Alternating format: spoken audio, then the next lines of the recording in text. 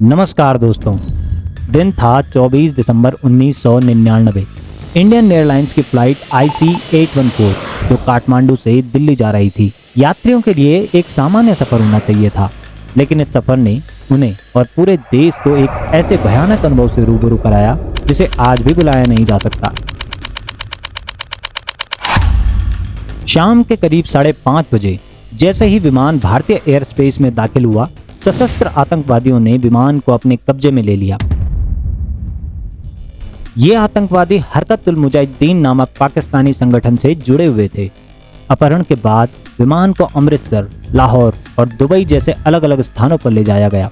Dubai में 27 यात्रियों को रिहा कर दिया गया, लेकिन इस दौरान एक यात्री की निर्मम हत्या कर दी गई और अंत में विमान को कंधार, अफगानिस्तान में उतारा गया, जो उस समय तालिबान के नियंत्रण में था।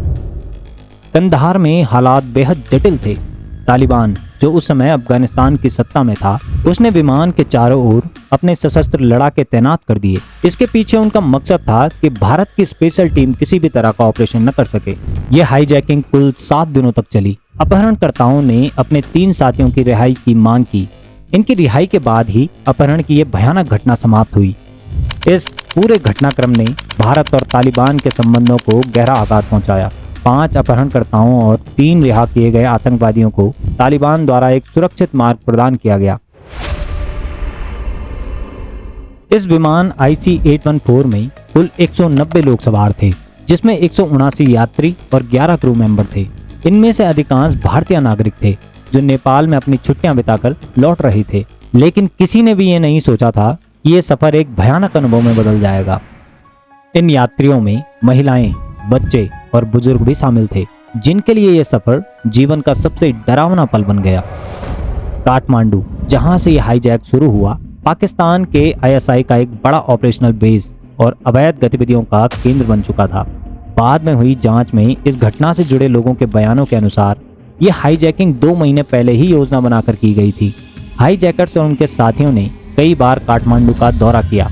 असल में यह हाईजैक 27 दिसंबर को होना था, लेकिन इससे पहले ही इसे अंजाम दे दिया गया। हाईजैकर्स के टिकट 3 अलग अलग एजेंसियों के द्वारा झूठे नामों से बुक किए गए थे और 13 दिसंबर को बुकिंग में बदलाव किया गया। यहां एयरपोर्ट तक पहुंचने में अंडरवर्ल्ड डॉन दाऊद इब्राहिम जैसे ऑपरेटरों की मदद ली गई। 24 दिसंबर 1999 को इंडियन एयरलाइंस की फ्लाइट IC-814, जो कि उस दिन अपने निर्धारित मार्ग पर थी, लेकिन भारतीय हवाई क्षेत्र में प्रवेश करने के कुछ समय बाद ही शाम करीब 5:30 बजे सशस्त्र आतंकवादियों द्वारा अपहरण कर ली गई। इन अपहरणकर्ताओं के नाम थे इब्राहिम अठार, जो कि बहावलपुर पाकिस्तान से था, शाहिद अख्तर सईद, सनी अहमद काजी, मिस्त्री जहूर इब्राहिम, ये तीनों कराची से थे, और साकिर, जो कि सुक्कुर पाकिस्तान से था। यहाँ main flight attendant Anil Sharma के अनुसार एक नकाबपोश चश्मा पहने आतंकवादी ने विमान को बम से उड़ाने की धमकी दी। उसने कैप्टन देवी शरण को आदेश दिया कि विमान को पश्चिम की ओर उड़ाया जाए। आतंकवादी चाहते थे कि विमान लखनऊ के ऊपर से लाहौर की ओर बढ़े और लाहौर में लैंड करे, लेकिन पाकिस्तानी अधिकारियों ने तुरंत ही इसकी परमिशन देने से मना कर दिया। उन्हें डर था कि इस घटना से उनके आतंकवादी संगठनों के साथ रिलेशन सबके सामने आ जाएंगे। उस समय भारतीय इंटेलिजेंस ब्यूरो और रॉ को भी इसकी जानकारी नहीं दी गई थी। उस वक्त प्रधानमंत्री अटल बिहारी वाजपेयी भी यात्रा कर रहे थे और उन्हें इस हाईजैक की जानकारी दिल्ली लौटने के बाद मिली। उसके बाद उन्होंने स्थिति पर चर्चा करने के लिए एक बैठक बुलाई। इस दौरान विमान का फ्यूल भी तेजी से खत्म हो रहा था। स्थिति की गंभीरता को देखते हुए कैप्टन देवी शरण ने आतंकवादियों से कहा कि अब उन्हें अमृतसर में ही उतरना होगा। यहाँ 6:44 पर फ्लाइट ने अमृतसर एयरपोर्ट की तरफ उतरना शुरू किया। जब IC-814 ने अमृतसर हवाई अड्डे पर लैंड किया तो कैप्टन देवी शरण ने विमान में फ्यूल भरने का अनुरोध किया, लेकिन इस क्रिटिकल सिचुएशन में चीजें इतनी आसान नहीं थी। दिल्ली से डिजास्टर मैनेजमेंट ग्रुप ने अमृतसर हवाई अड्डे के अधिकारियों को निर्देश दिया था कि पहले यह सुनिश्चित कर लें कि विमान स्थिर है या नहीं। हवाई अड्डे पर पंजाब पुलिस के सशस्त्र कर्मी पहले से तैनात थे, लेकिन दिल्ली से अंतिम स्वीकृति नहीं मिलने के कारण वे कोई कार्यवाही नहीं कर पाए। विमान के पायलट के अनुरोध पर अंत में एक रिफ्यूलिंग बाउजर भेजा गया। जैसे ही रिफ्यूलिंग बाउजर विमान की ओर जाने लगा, एयर ट्रैफिक कंट्रोलर ने रिफ्यूलिंग बाउजर को धीमा करने का रेडियो संदेश भेजा और रिफ्यूलिंग बाउजर तुरंत रुक गया। इस अचानक रुकावट ने हाईजैकर्स का संदेह बढ़ा दिया। उन्हें लगा कि ये कोई रणनीतिक चाल हो सकती है। अपने संदेह और गुस्से के कारण उन्होंने बिना किसी मंजूरी के पायलट को तुरंत विमान उड़ाने का आदेश दिया। स्थिति इतनी तनावपूर्ण हो गई थी कि विमान को तुरंत उड़ान भरनी पड़ी। ईंधन टैंकर केवल कुछ ही फीट दूरी पर था, लेकिन ईंधन भरा नहीं जा सका। ये एक ऐसा मौका था जब विमान को रोका जा सकता था, लेकिन कोऑर्डिनेशन की कमी और हाईजैकर्स की सतर्कता के कारण यह संभव नहीं हो पाया। अमृतसर में हुई यह असफलता न केवल भारतीय प्रशासन के लिए एक बड़ी चुनौती साबित हुई, बल्कि यात्रियों के लिए यह हाईजैकिंग लंबे समय तक जारी रहने का संकेत बन गई। बहुत कम फ्यूल के कारण फ्लाइट IC-814 के पायलट कैप्टन देवी शरण ने पाकिस्तान के लाहौर हवाई अड्डे पर आपात लैंडिंग की अनुमति मांगी, लेकिन पाकिस्तान ने इस अनुरोध को ठुकरा दिया क्योंकि उन्हें डर था कि इस घटना से उनका नाम आतंकवादियों के साथ जुड़ सकता है। लाहौर के एयर ट्रैफिक कंट्रोलर ने विमान की मदद से साफ इनकार कर दिया। इतना ही नहीं, पूरे हवाई अड्डे की लाइटें बुझा दी गई और पाकिस्तान के हवाई क्षेत्र को प्रभावी रूप से इंडियन एयरलाइंस फ्लाइट के लिए बंद कर दिया गया। इस घातक स्थिति में जब ATC से कोई मदद नहीं मिली, तब कप्तान शरण ने अपने अनुभव और साहस का सहारा लिया। उन्होंने एक अच्छी रोशनी वाले क्षेत्र को रनवे समझकर विमान उतारने का प्रयास किया, लेकिन जैसे ही विमान करीब पहुंचा, उन्हें एहसास हुआ कि वह रनवे नहीं बल्कि एक सड़क थी। उन्होंने समय रहते विमान को फिर से हवा में उठा लिया, ये महसूस करते हुए कि विमान के पास कोई और विकल्प नहीं बचा है और वह जमीन पर गिरकर दुर्घटनाग्रस्त हो सकता है। लाहौर हवाई अड्डे ने आखिरकार अपनी लाइटें चालू कर दी। उन्होंने विमान को लैंड करने की अनुमति दी। लाहौर हवाई अड्डे पर विमान में ईंधन भरा गया। हालांकि पायलट के अनुरोध के बावजूद पाकिस्तान ने महिलाओं और बच्चों सहित किसी भी यात्री को विमान से उतरने की अनुमति नहीं दी। भारतीय समय के अनुसार रात 10:32 पर विमान को लाहौर से उड़ान भरने की अनुमति दे दी गई। लाहौर में विमान की इस इमरजेंसी लैंडिंग ने अपहरण की जटिलता को और बढ़ा दिया। जहां ये एक मानवीय संकट के समाधान का मौका हो सकता था, वहीं पाकिस्तान की सतर्कता और कूटनीति ने यात्रियों और चालक दल को फिर से संकट में डाल दिया। इसके बाद दुबई का अल-मिनाद एयरवेज इस हाईजैक्ड IC-814 विमान के लिए अगला पड़ाव था। जैसे ही विमान पश्चिम की ओर बढ़ा, कई खाड़ी देशों ने विमान को अपनी वायु सीमा में प्रवेश करने से रोकने के लिए अपनी एयर स्पेस बंद कर दी, लेकिन इसके बावजूद आखिरकार विमान को दुबई के अल-मिनाद एयरबेस पर लैंड करने की अनुमति मिली और वो 1:32 पर वहां उतरा।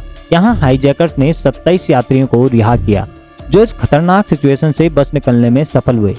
हालांकि यह राहत पल भर की थी, क्योंकि विमान में मौजूद बाकी यात्री और चालक दल अभी भी हाईजैकर्स के शिकंजे में थे। हाईजैकर्स ने 25 वर्षीय भारतीय रुपिन कटियाल पर बेरहमी से कई बार चाकू से वार किया था। रुपिन कटियाल, जो अपनी पत्नी के साथ नेपाल में छुट्टियां मनाने के बाद लौट रहे थे, इस हमले में गंभीर रूप से घायल हो गए थे। दुबई में विमान से उतारने के बाद भी उनकी जान नहीं बच सकी। इस पूरी घटना में मात्र रुपिन कटियाल ही एक ऐसे व्यक्ति थे जिनकी मृत्यु हो गई। दुबई में यात्रियों को छोड़ने के तुरंत बाद विमान ने अपनी अगली और अंतिम मंजिल कंधार इंटरनेशनल एयरपोर्ट की ओर सुबह 6:20 पर दुबई से उड़ान भरी। दुबई में मिली ये मामूली राहत जल्द ही फिर से आतंक और अनिश्चितता में बदल गई, क्योंकि अपहरणकर्ताओं की असली मांगे और उनकी योजना अब खुलकर सामने आने वाली थी। कंधार अंतर्राष्ट्रीय हवाई अड्डा इस हाईजैक्ड विमान का अंतिम ठिकाना बन गया। जैसे ही विमान ने यहां लैंड किया, तालिबानी अधिकारियों ने एक अप्रत्याशित कदम उठाते हुए भारत सरकार और हाईजैकर्स के बीच मध्यस्थता करने की पेशकश की। तालिबान, जो अंतर्राष्ट्रीय मान्यता प्राप्त करने के प्रयास में था, भारतीय अधिकारियों के साथ सहयोग करने के लिए तैयार हुआ, लेकिन भारत ने तालिबान शासित अफगानिस्तान को मान्यता नहीं दी थी और इस वजह से इस प्रक्रिया में कूटनीतिक जटिलताएं पैदा हो गई। भारत ने इस्लामाबाद में अपने उच्चायोग से एक अधिकारी को कंधार भेजा ताकि बातचीत में सहायता मिल सके। हालांकि तालिबान की भूमिका जल्द ही संदेह के घेरे में आ गई। उनके सशस्त्र लड़ाकों ने विमान को चारों ओर से घेर लिया। उन्होंने दावा किया कि ये कदम हाईजैकर्स को बंधकों को नुकसान पहुंचाने से रोकने के लिए उठाया गया था। कई विश्लेषकों का मानना था कि तालिबान ने यह कदम इंडियन स्पेशल फोर्स द्वारा संभावित सैन्य कार्रवाई को रोकने के लिए उठाया। तालिबान की ओर से उठाया गया ये कदम भारत के लिए एक दोहरी चुनौती बन गया। जहां एक तरफ बंधकों को सुरक्षित बचाना था, वहीं दूसरी तरफ तालिबान के इरादों को समझना और उनकी चालों से बचना था। तालिबान हुकूमत के साथ भारत के पूर्व में कोई संबंध नहीं होने के कारण बातचीत की प्रक्रिया बेहद कठिन हो गई। अपहरणकर्ताओं की मांगें और तालिबान की कूटनीति ने स्थिति को और जटिल बना दिया।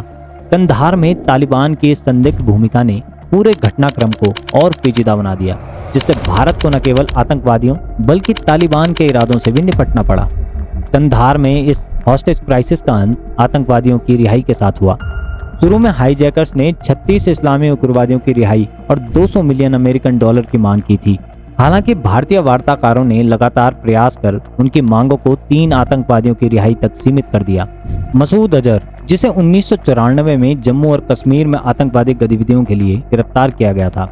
शेख को हिजबुल मुजाहिदीन द्वारा 1994 में किए गए विदेशी नागरिकों के अपहरण के मामले में गिरफ्तार किया गया था। और जरगर, जिसके खिलाफ कम से कम 3 दर्जन हत्या के मामले थे, 15 मई 1992 को गिरफ्तार हुआ। 30 दिसंबर को रॉ के प्रमुख एएस दुलत ने उस समय के जम्मू और कश्मीर के मुख्यमंत्री फारूक अब्दुल्ला से संपर्क किया और इन तीनों कैदियों की रिहाई के लिए कहा, जो उस समय राज्य की जेलों में बंद थे। अब्दुल्ला ने इन कैदियों को रिहा करने का विरोध किया और दुलत को इसके दीर्घकालिक परिणाम के बारे में चेतावनी दी, लेकिन अंततः भारतीय सरकार की मांगों को स्वीकार कर लिया गया। फिर तीनों कैदी रिहा किए गए और कंधार भेजे गए। इस बीच हाईजैकर्स ने यात्रियों को विमान से बाहर निकलने की अनुमति दे दी थी और अपनी बंदूकें तालिबान को सौंप दी थी। यात्रियों के अनुसार हाईजैकर्स ने उन्हें अफगान सरकार के प्रति आभार व्यक्त करने को कहा। भारत ने तालिबान से स्पष्ट रूप से कहा था कि वह हाईजैकर्स और जिन 3 कैदियों को रिहा कर रहे हैं उनके खिलाफ कार्यवाही करें, लेकिन इसके बजाय तालिबान ने हाईजैकर्स और तीनों कैदियों को अफगान पाक बॉर्डर पहुंचने के लिए 10 घंटे का समय दिया और उन्हें वहां भेज दिया। इसके बाद 31 दिसंबर 1999 को छोड़े गए सभी बंधक विशेष विमान के जरिए भारत लौटे। हालांकि यह घटना भारत के लिए एक दर्दनाक यादगार बन गई, जिसने आतंकवाद से निपटने में उसकी सारी कमजोरियों को उजागर कर दिया। रिहा किए गए 3 आतंकवादियों और हाईजैकर्स को बाद में कई आतंकवादी घटनाओं में शामिल पाया गया, जैसे 2001 में इंडियन पार्लियामेंट पर हमला, 2002 में अमेरिकी पत्रकार डैनियल पर्ल का अपहरण और हत्या, 2008 मुंबई हमला, 2016 पठानकोट हमला और 2019 पुलवामा हमला। मसूद अजहर ने सन 2000 में जैसे मोहम्मद की स्थापना की, जो कई बड़े हमलों में शामिल था, जिनमें सैकड़ों निर्दोष लोग मारे गए। शेख ने जैसे मोहम्मद में शामिल होने के बाद सन 2002 में डैनियल पर्ल के अपहरण और हत्या में भूमिका निभाई और 9/11 हमलों की साजिश में इसका महत्वपूर्ण योगदान था। जरगर, जो रिहा होने के बाद पाकिस्तान के कब्जे वाले जम्मू और कश्मीर में आतंकवादियों को ट्रेनिंग देने में सक्रिय था, इसका नाम भी इस सिलसिले में सामने आया। अमजद फारूकी, जो 1995 में कश्मीर में पश्चिमी पर्यटकों के अपहरण में शामिल था, हाईजैकिंग में मंसूर हसनैन के नाम से पहचाना गया। 1 मार्च 2022 को हाईजैकर जहीर मिस्त्री को कराची पाकिस्तान में एक ड्राइव बाय शूटिंग में मार दिया गया। इब्राहिम को यात्री रुपिन कटियाल की हत्या के लिए जिम्मेदार ठहराया गया, जबकि उसे मारने वाले बंदूकधारी अब तक पकड़ में नहीं आए हैं। कैप्टन देवी शरण को 1999 में सेफ स्काइज अवार्ड से सम्मानित किया गया। ये पुरस्कार उन्हें जीवन और मृत्यु के बीच की खतरनाक स्थिति में उनकी असाधारण शांति और साहस के लिए दिया गया था। ये घटना केवल एक विमान अपहरण नहीं थी, बल्कि भारत के इतिहास में एक ऐसा काला अध्याय था जिसने देश की सुरक्षा और कूटनीति को गहराई से प्रभावित किया। मौलाना मसूद अजहर और अन्य आतंकियों की रिहाई ने न केवल भारत बल्कि पूरी दुनिया को यह दिखाया कि आतंकवाद कैसे मासूम नागरिकों की जिंदगी को मोहरा बनाकर अपने इरादों को पूरा करता है। इस दर्दनाक घटना के परिणाम स्वरूप कई मासूमों ने अपनी जान गंवाई और ये सबक दिया कि आतंकवाद के खिलाफ लड़ाई में मजबूती और सावधानी कितनी जरूरी है।